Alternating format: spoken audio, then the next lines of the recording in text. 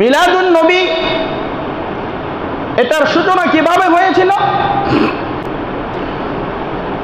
অনেক বড় এক প্রখ্যাত আলিমে দ্বীন আল্লামা ইবনে খাল্লাকিন বলেন, আবু আখতাব উমর ইবনে দেহিয়া নামক দরবারি একজন আলেম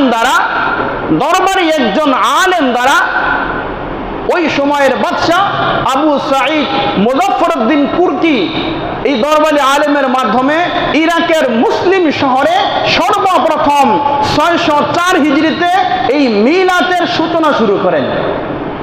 আস্তে আস্তে এই মিলাদ অগ্রসর হতে শুরু করে। অগ্রসর হওয়ার পরে এরপরে যখন ইংরেজদের শাসন আমল চলে আসে, ইংরেজদের শাসন আমলে মিলাদের সাথে যোগ হয় ঈদ। মিলাদের সাথে ঈদ শব্দটি তারা যুক্ত করে। তখন মিলাদের সাথে ঈদ শব্দ যুক্ত হওয়ার পরে হয়ে যায় ঈদে মিলাদুন নবী।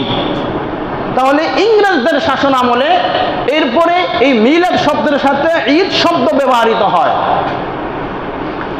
আর আমার দেশ বাংলাদেশের মধ্যে সর্বপ্রথম এই জশ্নে জুলুস তথা ঈদে মিলাদুন নবীর সূচনা হয় 1974 সালে।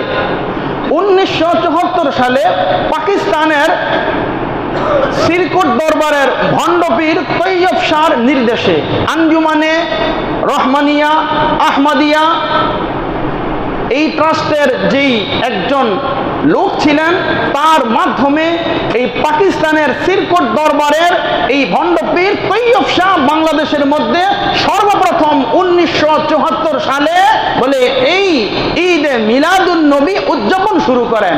তারই ধারাবাহিকতা এখন বর্তমান এই সিলসিলা এই পরিস্থিতি চলতেছে।